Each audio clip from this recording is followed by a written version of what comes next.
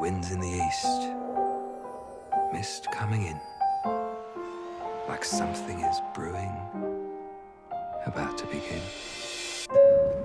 Ladies and gentlemen, we are beginning our descent into Los Angeles. Welcome, Mrs. P.L. Travers, to the City of Angels. It smells like Jasmine. chlorine and sweat. Introducing the creator of our beloved Mary. Poppins. Never, ever just Mary. Now, where is Mr. Disney? She's here. Hey folks, welcome to Video Boys Reviews. I'm Kenneth. I'm David. And we both saw fairly recently Saving Mr. Banks. So this is another one in our Oscar series. So It wasn't super recently. It wasn't super recent, but we both saw the movie. Yeah. So anyway, Saving Mr. Banks is about the events following P.L. Travers and her life. So the movie starts with the premise that Walt Disney wants to buy the rights to make a Mary Poppins movie. And, of course, P.L. Travers owns the rights to this. As the movie goes along, and she is completely against Disney having any control over the rights, because she's very particular about how the story goes. I don't even think she likes Disney. She probably wouldn't now. Yeah. But No. no, yeah. But as we see, the reason Mary Poppins is so important to her is because of how it relates to her childhood, and how Mary Poppins and the characters in that story are just exaggerations of her and her family. So that is Saving Mr. Banks in a nutshell. So David, name something that you really liked in the movie. So what we're going to do, we're going to each name 3 things that we really liked and 1 thing that maybe we didn't like so much. All right. Well, I'm not like super. Usually when we do these things, we like, I'm not super fresh from just watching the movie, but I did see the movie twice, so It's there. It's there. Yeah. I don't have that much negative stuff to say about it, really. I mean, I don't really like Disney movies that much. Yeah. But this one was pretty good. Mm-hmm. It was actually, I was surprised, by how good it was. But I thought the story, obviously, made the movie. The story was really good. Yeah. I liked some of the actors that were in it. I was surprised that BJ Novak was in it. And, the temp from The Office was in it. It was kind of cool. I thought the main actress was really good. I don't remember her name. Oh, Emma Thompson. Yeah, Emma Thompson was good. She is amazing as P.L. Travers. She did a great job. Yeah. P.L. Travers is a very eccentric character, and I think that's what I love about that. And that makes the movie, because she seems like a very proper, kind of prim British woman. Yeah, very British. Everything is strict. Just everything must be this way. It must be set in this way. And some of it is just her not letting them tinker with her story, with the Mary Poppins story. But other parts are just her being a pain in the ass to like flight attendants or something. Some parts she was just like so unreasonable with her demands. Like, yeah, she didn't want like the color red in the movie or something. I don't want any pears in my fruit basket. Oh yeah. But that actually had to do with like her childhood. You can see that later. Yeah, both of those things had to do. What did the red have to do with her childhood? I don't remember that. Oh, it had to do with her father coughing up blood. Oh. Yeah, so it's a little. Yeah. So that was one element I really liked in the movie, was things are foreshadowed. Like she doesn't like pears, she doesn't like the color red, and those things play into her story as a child.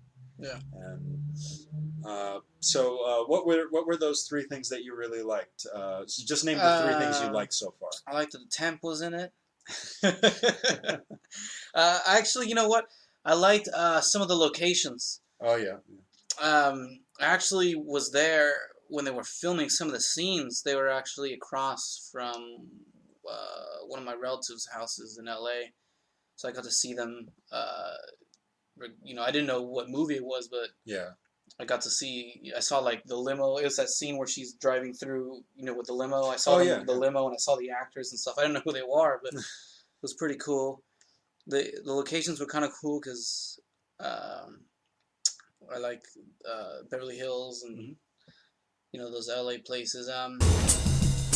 Well, Pamela Travers, you can't imagine how excited I am to finally meet you. Would you mind? My name is Mrs. Travers, Mr. Disney. Oh, Walt, now you gotta call me Walt. 20 years ago, I made a promise to my daughters that I would make your Mary Poppins fly off the pages of your books. I promised them, Pam. I know what he's going to do to her. She'll be cavorting and twinkling. He can't make the film unless you grant the rights. Damn. And I also liked that one guy that played that lady's dad in the movie. Oh yeah, Colin Farrell. Yeah, Colin Farrell. I thought he was pretty cool. Like, I thought he was like a really good dad. But without the alcoholic parts and all that. But just like the way he was, all like really like upbeat all the time, and even though he wasn't in it, a lot. I think he was one of my favorite characters of the whole movie. What is that? 2 things? Name one more thing, sure. One more thing that I like. There's a lot to like in this movie. Well, the story. The story was fantastic. The story that made the movie. The story was fantastic. Yeah, I will also name 3 things. Even if you go more than 3 things, that's fine. Sure, absolutely. Right. Emma Thompson, as we mentioned, Emma Thompson as P.L. Travers is just amazing, and I think she deserves the Oscar. The other actresses in the category... You think she deserves the Oscar? Well, she deserves Best Actress Oscar. Okay. Yeah, okay. Yeah. Yeah, she's going up against Amy Adams and Cate Blanchett and... Sure. And Sandra Bullock. As long as Leonardo DiCaprio gets his Oscar. His Best Actor. Yeah, he's gonna win. We'll talk about that in other... Well, when else are we going to talk about it? Yeah, that's fine. Leonardo DiCaprio is going to get an Oscar. He certainly deserves one. But back on topic. Back on topic. Yeah, but Emma Thompson, just amazing as P.L. Travers. This eccentric character, but there's more complexity to who she is. And you see, every scene, you see that she's kind of on the edge of madness on certain parts. But then when she kind of gets her way, it's almost euphoric, just there's one particular scene where she didn't like what she did in the original Mary Poppins story, having to do with the character Mr. Banks, who represents her father. And then... You mean what part? It was talking about Flying Kites, the song. Oh, yeah. So she had written the character as somewhat of a negative character in her book, and then she decides to argue against herself and make the character likable at the end. And then that's kind of a turning point between her and the studio, is because they make a song and she actually likes it. And that's a rarity in this movie, because everything that they say she hates. But yes, Emma Thompson is amazing in the movie. Second thing, which I'm not ranking them, but second thing would definitely be the story. Oh yeah. Just the handling between her background and how it pertains to the character of Mary Poppins that Walt Disney fell in love with, and everything was just wonderful. And when you see her past, it's like, oh, that's who Mary Poppins was. But yeah, now I see why she's so stuck up all the time. And, it all carries through. It works together. I mean, one movie reviewer had mentioned for the kids, they can watch the movie Mary Poppins, and then for the adults, they can watch Saving Mr. Banks, and they're essentially just different versions of the same story, but told from different perspectives and so on. What really makes this movie are the flashbacks, I would say. One, if I was to name a third thing, would be the character played by Paul Giamatti, the limo driver. Oh, that guy? Yeah. He was good. The interaction, the interplay between him and Emma Thompson is really great. He was funny. He was funny. He kind of, when we meet him, he kind of plays like this dumb guy who has no idea. He's completely up in the air. He's being really polite to P.L. Travers, but she's just, she can't stand him, and also the fact that he's kind of ignorant of her ways. Yeah. Because she tells him, "Oh, my name is P.L. Travers." "Okay, Mrs. P.L. Travers." And she said, "No, just Mrs." And he just calls her Mrs. She meant call me Mrs. Travers, but eventually they have kind of little bonding moments where he talks about his daughter and his relationship with her, and they kind of form a connection there. They even kind of become friends at the end. So. Yeah. Well, it was. I don't know if you remember this line, David, but Mrs. Travers tells him he's the only American she ever liked. Yes. He's like, "Can I ask why?" He's like, "No." There's a fun little part where they're both sitting in the grass, kind of making a little house. Yeah. I mean, it's something a child would do, but he's watching these two adults who are both accomplished actors, just sitting there and just building a little. Yeah. It's fun. I mean. Now, let us begin. Room here. She has a lot of ideas. What kind of ideas? Constable's responsible. Now, how does that sound? No. Responsible is not a word. We made it up. Well, unmake it up. She won't approve Dick Van Dyke. No. The Mantis house doesn't look like that. No, it's all wrong. It's all wrong? Supercalifragilisticexpialidocious. Stop! Mary Poppins is not for sale. I won't have her turned into one of your silly cartoons. Says the woman who sent a flying nanny with a talking umbrella to save the children. What'd you think of Tom Hanks? I thought Tom Hanks always does a good job in everything. I thought he was hilarious as Walt Disney. He was cool. I don't know if Walt Disney was actually like that. he played like, a cool character. Yes, he was very likable. Yeah. I like how he forms a connection with P.L. Travers. Yeah, his story was interesting. What he had to say, but I don't want to talk about it. Yeah, we don't want to ruin the movie because this is it's a fairly recent movie. We don't want to ruin anything for those of you who want to see it. We highly recommend it. Yeah. But as with every movie, there are flaws. So David, name something that you may have not cared for the movie in the movie. There wasn't a lot that I didn't care for, but I could tell like the whole movie was just kind of PR-ish to me. Like they were just trying to, like, this probably wasn't why they made the movie, but it seemed like they were just being real careful about the way they were making this to make Disney look good, and they're not just trying to buy out all these things like Star Wars and all this. They try to like Yeah, it's a company with heart. Yeah, exactly. I don't know. I don't believe that. I think it's BS, but it was a good movie. Yeah, it served its purpose in the film.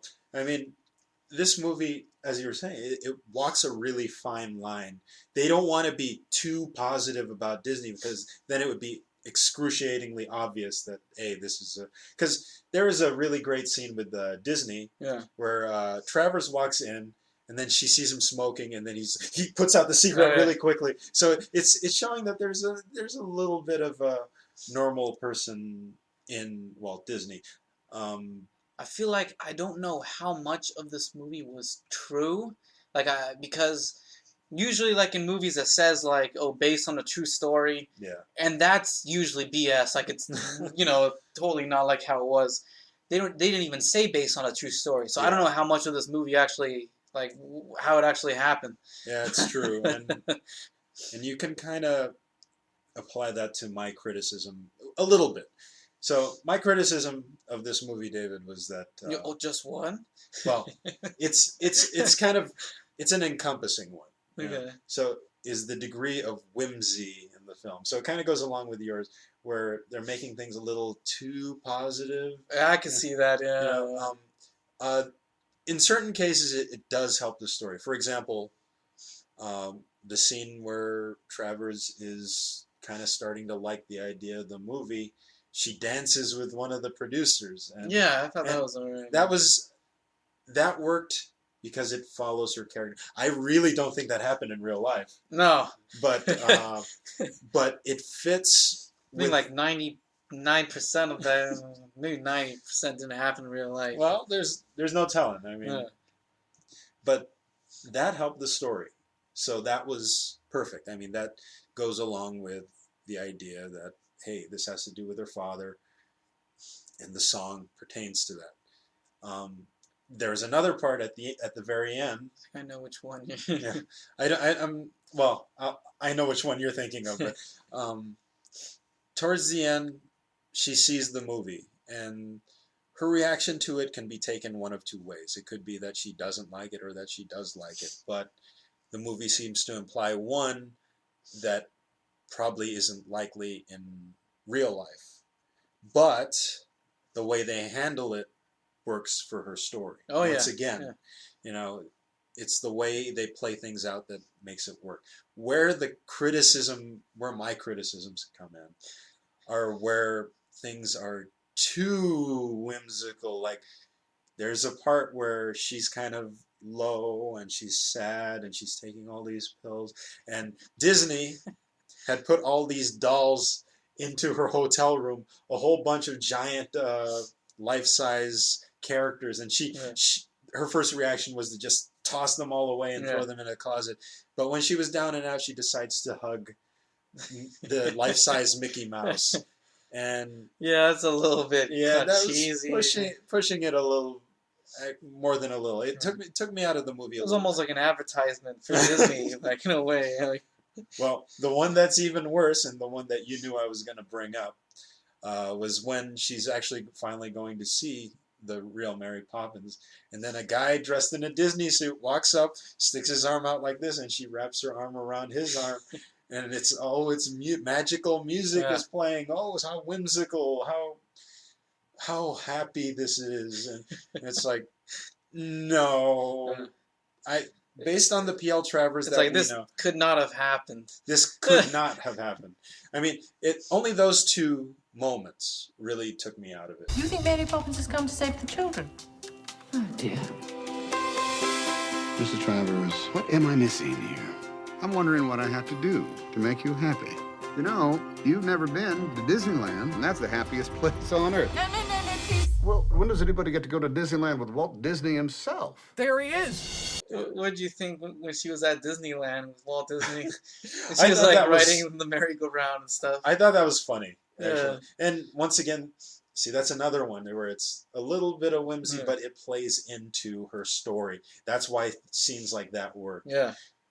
Her interacting with Mickey Mouse. What do you think about that scene where, not to give too much away, where she's like signing, she's like signing some kind of paper, and she's like sitting across from the Mickey Mouse doll. Like, where'd she even get that? Like, did she bring that back from the hotel with her? Or like, I don't know. Walt Disney didn't bring that. I guess she did bring that.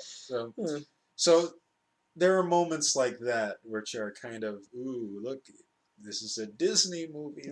We should be very happy. I mean, there isn't enough of that in there to really bring down the movie, but it is something I noticed. I agree with you. I liked the Disney part, but I felt like it was a little bit almost like an advertisement for Disneyland in a way. Like, oh, you have childhood problems? Come to Disneyland. We'll make it all better. It's the happiest place on earth. I don't know. Well, see, there's that fine line thing again. Yeah.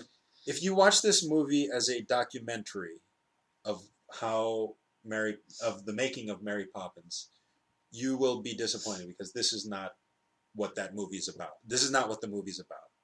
Yeah. And I think the trailer seemed to imply that, and that's maybe a bit of false advertising on their part. The movie is about Travers' childhood and how it pertains to the making of Mary Poppins. It's not about the making of Mary Poppins, because if you wanted a documentary of the making of a movie, chances are it's not going to have a happy ending. Chances are you're going to see Disney, Walt Disney, and P.L. Travers as kind of negative figures, because, Walt Disney wasn't a saint, and P.L. Travers was kind of cuckoo. So the movie brings them down to a point where they're three-dimensional characters. They're Disney-fied. They're a little Disney-fied, yeah. It brings down the negative aspects so that we can see them as whole people. Whereas if we were watching a documentary, it's like, wow, both of them were jerks and they're just butting heads the whole thing. I mean, I take it the pain that P.L. Travers was putting Disney through. His reaction wasn't just to, Yeah, he seemed to be playing it off really easily. I'm willing to bet that really, in real life, Disney would have been extraordinarily pissed off at every event that happened in the movie. And then I'm sure P.L. Travers probably wouldn't agree with the way the ending was executed of this movie. And I'm sure she didn't have those little epiphany moments. Yeah. Because in real life, the making of Mary Poppins made her not want to ever work with the studio again to adapt one of her novels. So, No, okay, it wasn't a true story. It wasn't a true story, but it was still very nice. And that's the great thing. We grow to like P.L. Travers, and because of her background, we are fully engaged in the story. And that's kind of the point. Yeah, it makes me want to go out and watch Mary Poppins. Oh, there you go. It's been years since I've seen that movie. So, but I don't think I've ever seen it all the way through. Uh-oh. But there were a lot of nice little things, though. Her character not liking pears and not liking the color red. She does like in a comical way. Like she's very funny. Yeah, she's very funny. And it's like she's she's really like she gets mad easily, but it's like in a funny way. Yeah, it's in a way. Oh, what a neat character. Yeah. I wouldn't want to be around her. I wouldn't want to be in her fire. But it's she was a neat character. Tom Hanks's Disney was a neat character, and I'm surprised that he wasn't nominated for anything for this movie or that. Or Captain Phillips. I would say he definitely deserved it for Captain Phillips. We're deviating a little bit, but this is Oscar talk, so I would say he would have. Yeah. There's a certain scene in Captain Phillips, and I talked about this in our best of 2013. There's a scene right towards the end after the event is over, and his acting is just phenomenal. But that aside, no Oscar. Well, he's got plenty of Oscars already. He's doing fine. He's doing fine. Give someone like Leonardo a chance, right, David? Exactly. But final thoughts on Saving Mr. Banks, David? Watch it. Yeah. But just watch it. Just know it's probably not like how it actually happened, but yeah, it's a good. It's good. It is. For a Disney movie, I don't really like Disney movies, but this was good. This was, even if you don't like Disney movies, you'll probably still like this. Yeah. So. Okay, very good. Final thoughts. Well, I would say I agree with all the things you said. I would define this movie as the feel-good movie of 2013. It's a very pleasant movie to sit through. It has some funny moments. It has some dramatic moments. I mean, there's a lot of sad tragedy that happens, especially when talking about P.L. Travers' childhood. Yeah. But the way it works into the story and the way it resolves and unfolds. Yeah, she comes to terms with some of it, so it has like a happy end. I mean, and it's not so much that that's what was done. It's the way it's done. Where did she come from? Mary Poppins and the Bankses. They're family to me. Mary Poppins was a real person? All the characters really stand out. You were talking about B.J. Novak. I mean, he's kind of a side character. I mean, he's a very important person for Mary Poppins. He's one of the composers. Him and his brother, his characters, but he stands out. And the Walt Disney secretary stands out, and and her limo driver, of course, stands out, and just and her agent stands out. And Yeah. he's only in like 2 scenes, and that other musician, I don't know his name, but he didn't really stand out. But it's interesting that he was kind of in it. Yeah. He was from Royal Tenenbaums. I forgot his name, but interesting cast. yeah, I mean, they got a good set of actors for the film, you know. So, you know, great performances, well executed story. I mean, I think in the hands of maybe another writer, something like this might not work. They walk that fine line between, hey, we got to kind of toot the Disney horn, and we're trying to tell the story of P.L. Travers and her gripes with. No, yeah, I agree. The flashbacks were good. They should get those writers on Lost or something. Those good flashbacks. Yeah, yeah, they know how to handle. Yeah. But yes, very engaging movie, very very pleasant movie, and it's a very enjoyable movie. You might find yourself being brought out of the movie from the whimsical parts, but they are few and far between, and they don't ruin the movie in any way. So that's those are our thoughts on Saving Mr. Banks. If you have seen the movie, please comment below, and if you would agree with us or disagree with us, please comment.